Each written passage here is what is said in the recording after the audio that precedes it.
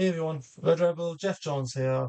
Now, in this video, I want to talk about the recent accident that took place in Washington, D.C. over the Potomac River between a US Army Black Hawk helicopter and an American Airlines Bombardier CRJ aircraft.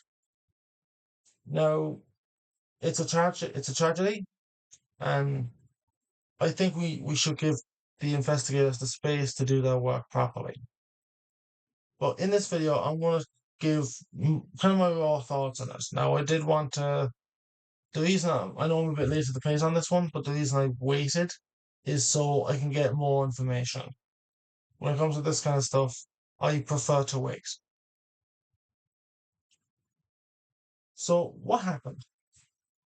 On January 29th, a US Army UH-60 Black Hawk helicopter collided midair with a American Airlines flight. I think it was flight 5342, I think was the flight number, which was a Bombardier CRJ 700. They collided over the Potomac River. The jet was about half mile short of its runway, and both aircraft crashed into the river shortly after. All 67 people on board both aircraft, which is 64 on board the airliner, and 3 people on board the helicopter were killed. So what do we know so far? Well, there's several things that I think is quite interesting with this. I think the biggest issue is altitude. The Black Hawk was flying higher than it should have been. The maximum operating altitude for those helicopters is 200 feet. Yet, in 30 seconds before the crash, this helicopter climbed to 350 feet, where it then collided with the jet. Why did why did the helicopter climb, and why did it go above its maximum level? Another thing is that the control tower is reported to be understaffed that evening. They had one controller which was operating both the frequencies that the jet was using and the frequency that the helicopter was using. That's unusual. Normally, it's one controller per frequency to avoid confusions like this. One of the questions I had with regard to this crash, and it's something I think a lot of people kind of had that know about airplanes and air accidents, was there's a system on board both aircraft which is designed to prevent exactly this type of accident. TCAS, the Traffic Collision and Avoidance System. For some reason it failed to prevent this crash. Why? Okay, what do we know about any TCAS alerts? There was only one, and that was the jet got it. The jet got a traffic alert from TCAS. This is just telling him that there's traffic in a collision boundary. I think one of the main reasons why TCAS couldn't have prevented this crash was it wasn't getting all the information it needed. One of the main sources of information that the transponder gives out comes from a system called the ADSB. This system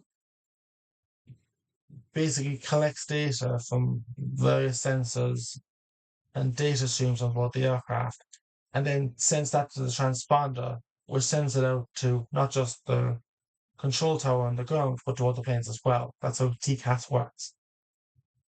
For some reason, the helicopter had its ADSB disabled. Why? We don't know.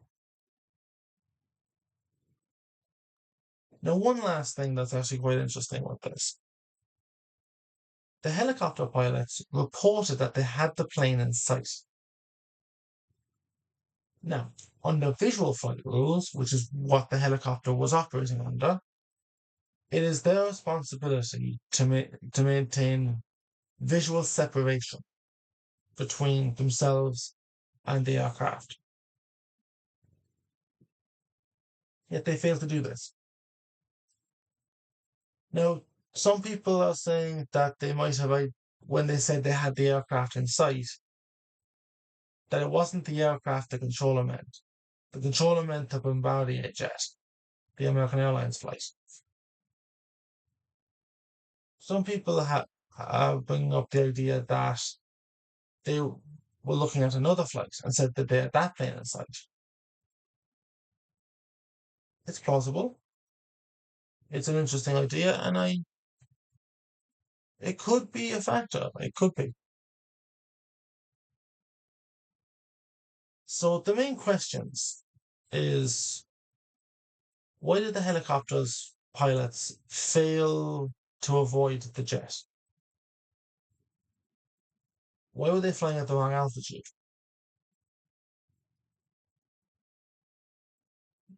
But I would also say one other thing, another question that needs to be answered. Why didn't the jet pilots, why did they fail to see the helicopter?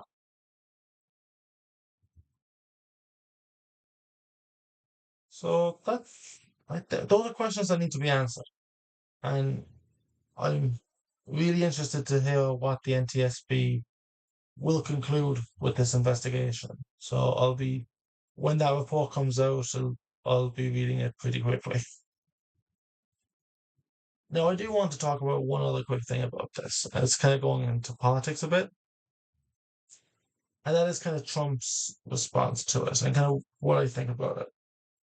Trump has made several statements about the crash, and while the information he's given in those statements are factually correct, like the helicopter being too high, I don't think he. I think he shouldn't be talking about it. Now, it's Trump. His thing is he makes his opinions known whether people like it or not. So it's understandable. He's going to do it. I don't think he should, but he will.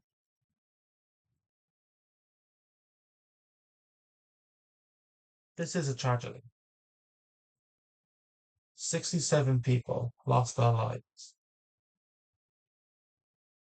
67 families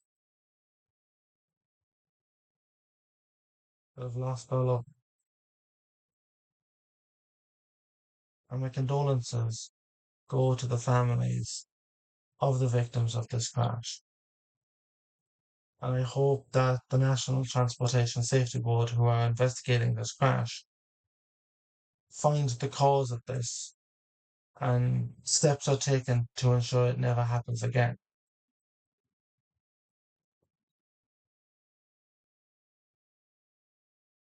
I think it's important that lessons are learned. So their deaths are not in vain.